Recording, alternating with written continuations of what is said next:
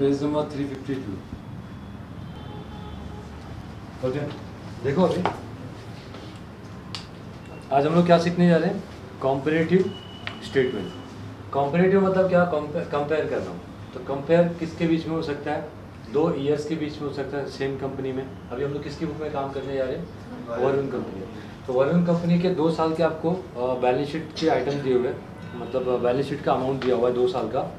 एक क्या दिया हुआ 31 मार्च 2019 और दूसरा क्या दिया 31 मार्च 2020। कंपैरिजन क्यों करने का, 10वीं में आपको कुछ परसेंटेज आए होंगे, फिर 11वीं में कुछ परसेंटेज आए होंगे, फिर 12th अभी आप पढ़ रहे हो, तो आप सोच कंपेयर करोगे ना कि यार 10वीं मेरा समझो 80% आया था और 11वीं मेरा अभी क्या हो गया 70% हो गया, तो क्या हो गया, कम हो गया या बढ़ गया, कम हो गया है ना। और अगर समझो 11वीं में आपको कितने परसेंटेज आए होते 90, तो ये क्या हो गया, बढ़ गया है ना। तो बस वही घटना बढ़ना देखना अपने को, मतलब परसेंटेज यहाँ पे देखो क्या देखना है, आप देखो 2 साल दिया रहेगा, 2 साल में से एब्सोल्यूट चेंज, मतलब अगर समझो शेयर कैपिटल पहले कितना था 50 लाख था और अभी कितना हो गया 70 लाख, तो कितने का एब्सोल्यूट चेंज हुआ, 20 लाख का एब्सोल्यूट चेंज हुआ, ठीक है, ये 20 लाख। फिर उसके बाद अपने को क्या निकालना होगा, परसेंटेज चेंज, तो कितना परसेंट चेंज हुआ, तो वो कैसे निकालते हैं हम लोग सब करेंगे अभी। अच्छा, यहाँ पे तो 2 साल के बीच में कंपेरिजन दिया है ना, कभी कभी 2 कंपनी के बीच में कंपेरिजन दे देते हैं, समझ में आया। तो वो कैसे करेंगे, आगे क्वेश्चन आएगा तो देखेंगे। फिलहाल देखो आइटम समझ लेते हैं, कौन सा आइटम किधर जाएगा, कौन सी हेडिंग में कितनी जगह अपने को छोड़नी है। हेडिंग्स फॉर्मेट याद है ना आप लोग को, कितने होते हैं, सोर्सेज ऑफ फंड और application of fund. Sources of fund में क्या है, ओन कैपिटल और बोरोड कैपिटल। ओन कैपिटल मतलब शेयर होल्डर्स कैपिटल है ना। ओन कैपिटल में फिर से 3 आता है, क्या, share capital, reserves and surplus और लेस फिक्टिशियस एसेट्स, तो क्या बनता है वो, नेट वर्थ। फिर उसके बाद बोरोड कैपिटल में 2 चीज़ें आती है, क्या, सिक्योर्ड और अनसिक्योर्ड लोन, ठीक है। फिर उसके बाद एप्लीकेशन ऑफ फंड में कितनी चीज़ें आती हैं, 3 चीज़ें आती हैं। पहला क्या, फिक्स एसेट्स, दूसरा इन्वेस्टमेंट, तीसरा वर्किंग कैपिटल। वर्किंग कैपिटल कैसे बनता है, current assets minus current liability. I hope आप लोग को याद हो गया होगा अभी तक। देखो लायबिलिटी में पहला क्या, शेयर कैपिटल, कौन से हेडिंग में जाएगा, शेयर कैपिटल में जाएगा। फिर दूसरा reserves and surplus, same reserves and surplus. Secured loan, unsecured loan, दोनों किधर जाएगा, बोरोड फंड में जाएगा, ठीक है। करंट लायबिलिटी, करंट लायबिलिटी, उसके बाद मतलब वर्किंग कैपिटल के हेडिंग में जाएगा वो। फिर fix assets, fix assets, investment, investment, current assets कहाँ जाएगा, वर्किंग कैपिटल में, कुछ है ही नहीं बराबर, ठीक है। देखो ज़्यादा काम नहीं है। You are required to prepare comparative balance sheet of Varun Company Limited as on 31st March 2019 and 31st March 2020. देखो अभी सबसे पहला क्या लिखोगे,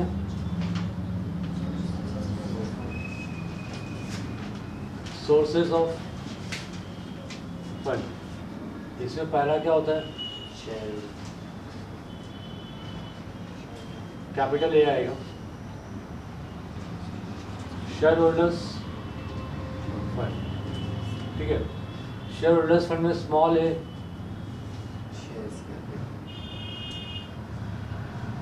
अब शेयर कैपिटल में भी 2 चीज़ें आती है, इक्विटी शेयर और प्रेफरेंस शेयर, बट अपने को जरूरत नहीं है क्योंकि क्वेश्चन में दिया नहीं है।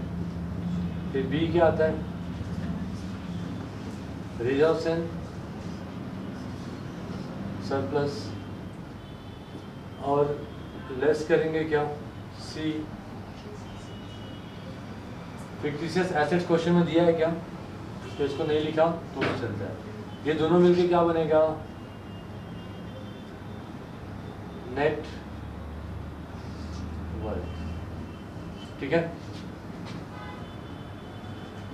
ए प्लस बी, फिर कैपिटल ए तो कैपिटल बी।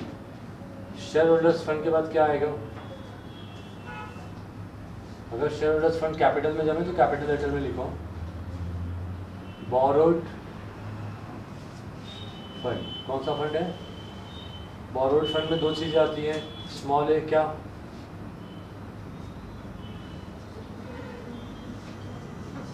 सिक्योर्ड। जैसे डिवेंचर दिया तो कहाँ लिखोगे, सिक्योर्ड लोन में, है ना। बैंक लोन दिया तो कहाँ आएगा, सिक्योर्ड लोन में। पब्लिक डिपॉजिट दिया तो किधर आएगा, unsecured loan.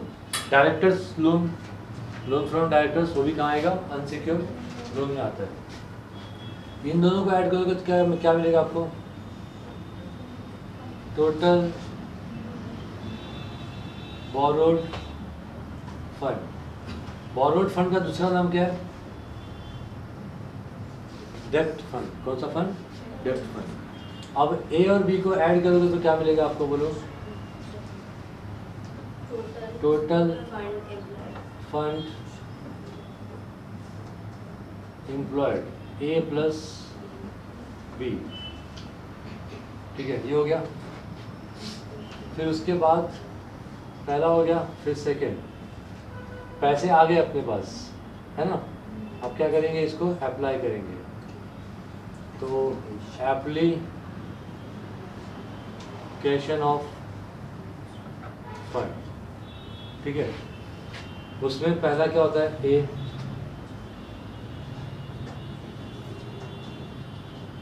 Fix assets. Direct आपको फिक्स एसेट्स दिया है, इसके अंदर के आइटम्स नहीं दिए। फिर बी क्या आएगा, इन्वेस्टमेंट। और सी क्या होता है, वर्किंग कैपिटल। वर्किंग कैपिटल में ए क्या होगा, करंट एसेट्स। उसमें से क्या लेस करना मांगता है,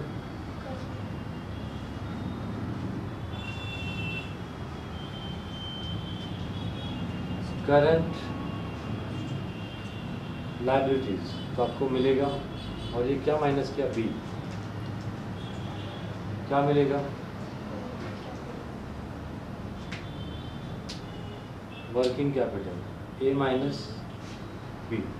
फिर ए प्लस बी प्लस सी करेंगे तो क्या मिलेगा, टोटल फंड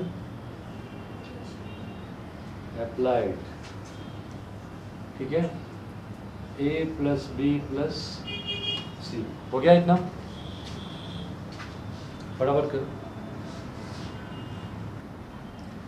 देखो अभी वैल्यू फीड करते हैं हम लोग, क्या क्या है। Share capital 2.5 lakh 3 lakh 70।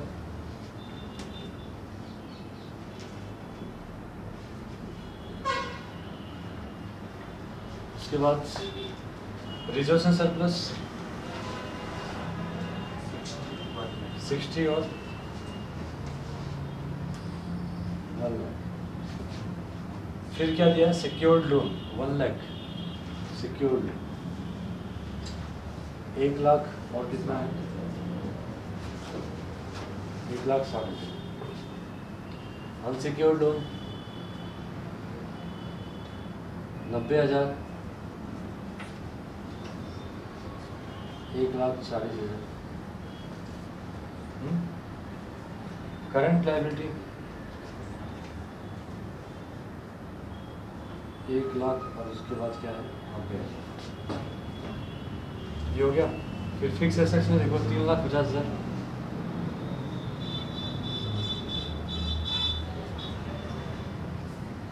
5,70,000। फिर करंट एसेट्स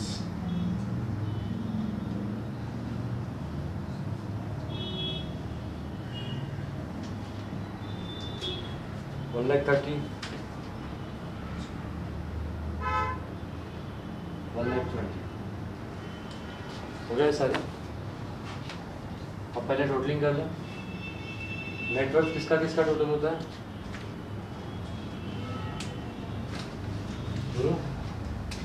ए प्लस बी ना,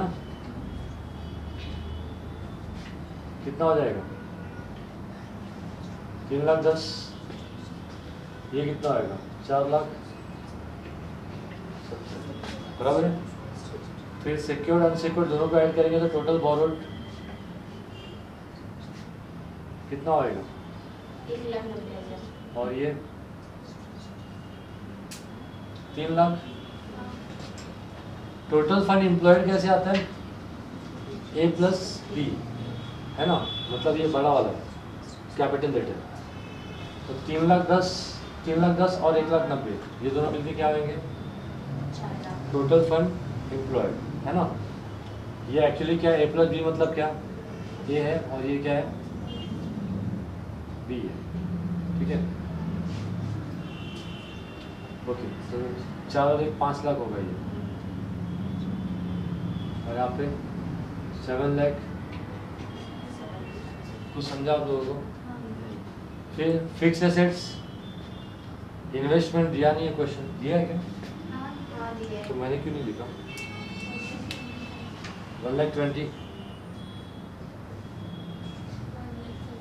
और क्या है 1,70,000। तो ये ए हो गया, ये बी हो गया, सी अपने को निकालना पड़ेगा ना वापस से। सी कैसे निकालोगे? Current assets minus current liability, ठीक है। 1,30,000 में से 1,00,000 गया तो कितना बचा बोलो? 30,000। ये एक्चुअली में सी है ना। ए माइनस बी क्या मिलेगा अपने को?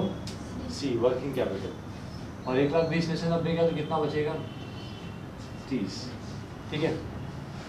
अब हम लोग यहाँ पे क्या निकालेंगे? Total fund applied. ये कैसे होगा? ए प्लस बी प्लस सी। ये ए है, ये बी है और ये क्या है? सी है। ये नहीं है, ठीक है। तो 4,70 और 30 कितना होगा? 5 लाख होगा। टैली हो रहा है। टोटल फंड एम्प्लॉयड और टोटल फंड अप्लाइड, ये दोनों क्या होना चाहिए? सेम होना चाहिए। आप लोग ने फाइनल अकाउंट किया हुआ है ना, बैलेंस शीट में दोनों साइड लायबिलिटी और इनकम क्या, लायबिलिटी और एसेट्स क्या होता है? सेम आता है ना, बस वही। यहाँ पे 7,70 है तो यहाँ पे भी 7,70 आना चाहिए। देखो यहाँ पे कितना हो रहा है? 6 लाख, 7,40,000 हो रहा है। ये दोनों को ऐड करके तो 7,40,000 होगा। 7,40,000 प्लस 30 कितना होगा? 7,70,000। डन, टैली हो रहा है। चलो अभी क्या करने का है? ये तो अपने को आता है ना, हम लोगों ने पहले कल भी किया था अभी, ठीक है। अपने को क्या सीखना है? Comparative statement. हम लोग क्या सीख रहे हैं? कॉम्परेटिव स्टेटमेंट सीख रहे हैं। तो कॉम्परेटिव स्टेटमेंट के लिए पहले अपने को निकालना पड़ता है एब्सोल्यूट चेंज। एब्सोल्यूट चेंज मतलब चेंज इन रुपीज, अमाउंट में कितना चेंज हुआ। पहले 2.5 लाख था, अभी कितना हो गया? 3,70,000। कितना चेंज हुआ बोलो? 1,20,000। 1,20,000 क्या हो गया? प्लस हो गया। तो लोग ने कैसे दिखा? हाँ, जो प्लस है उसको ऐसे ही रहने दो, और जो माइनस रहेगा उसको कैसे रखोगे? ब्रैकेट में, है ना। रखा ना देखो माइनस वाला ब्रैकेट में। अभी यहाँ पे 60 था, अभी 1 लाख हो गया। कितना बढ़ गया? 40। 3,10 था, 1,70 हो गया। कितना बढ़ गया? 1,60,000। ऐसे जाने का 1 लाख फिर 1,60,000। कितना चेंज हुआ? 90 था, 1,40,000 हो गया। कितना चेंज हुआ? तो चेंज हुआ मतलब बढ़ गया। बढ़ गया तो प्लस में रहेगा। जहाँ पे कोई साइन नहीं होती हो क्या होता है? प्लस होता है ना। आज समझे? पहले 1,90,000 था, अभी कितना हो गया? 1,30,000 हो गया। बढ़ गया। कितने से बढ़ा? 1,10,000, ठीक है। 5 का 7,70 हो गया। कितना हो गया? 2,70,000, ठीक है। समझ में आ रहा है? 3,50 था, 5,70 हो गया। कितना से बढ़ गया? 2,20,000 में 1,20 था, 1,70 हो गया। 50 से बढ़ा। पहले 1,30 था, फिर 1,20 हो गया। अरे ये तो कम हो गया। कम हो गया तो कैसे दिखाओगे? माइनस में। माइनस में कैसे दिखाना है? ब्रैकेट में। 1 लाख का 90 हो गया, कम हो गया। क्या करोगे? 10 से कम हो गया ना, इसको भी ब्रैकेट में लिखो। फिर पहले 30 था, अभी भी 30 है, नो चेंज। क्या कुछ नहीं मत दिखाओ, या फिर नील लिख दो। क्या लिखा है? नील लिखा है ना। कुछ मत दिखाओ, या फिर क्या लिखो? नील या फिर 0। पहले 5 था, अभी 7,70 हो गया। कितने से बढ़ गया? ठीक है। आज समझे एब्सोल्यूट चेंज कैसे निकालने का? समझा? बढ़ गया तो पहले साल से दूसरे साल का हम लोग कंपेयर करेगा। बढ़ गया तो प्लस में रहेगा, और कम हो गया तो क्या लिखोगे? माइनस में। अच्छा, अभी अपने को परसेंटेज निकालने का। यहाँ पे क्या सा चेंज निकालना अपने को? Percentage change.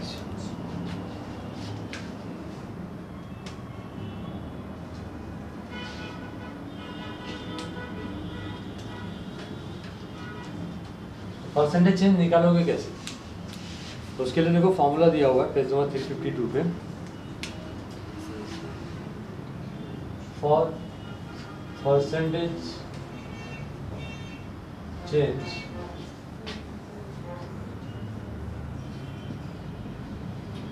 एब्सोल्यूट, यही है ना, change divided by amount in base year होगा। हाँ, प्रीवियस ईयर लिखा, प्रीवियस ईयर बेस ईयर लिखी चीज़, प्रीवियस ईयर इंटू 100। परसेंटेज निकालने के लिए क्या करना पड़ता है, 100 से मल्टीप्लाई करना पड़ता है ना। ठीक है, तो फॉर्मूला समझ में आया। जो चेंज अमाउंट आया वो लिखो, फिर उस ये जो चेंज है, फिर इसमें दो वैल्यू है ना, एक पिछले साल का और एक अगले साल का, तो पिछले साल का वैल्यू लेने का नीचे और मल्टीप्लाई बाय 100। ठीक है, एकदम सिंपल। तो यहाँ पे कितना 1,20,000 है, 1,20,000 लिखा, फिर ये अमाउंट आएगा ना नीचे 2,50,000 इंटू क्या करोगे 100, 1 2 3 4, 1 2 3 4। ठीक है, अब 1200 को 25 से डिवाइड करना है, पहले 5 से डिवाइड करो, 5 5 है ना, तो नीचे 5 आया, ऊपर क्या है 5 2 10, 5 4 और 5 0 240। फिर इसको 5 से और डिवाइड करो, 5 4 20, 5 8 मतलब 48। ठीक है,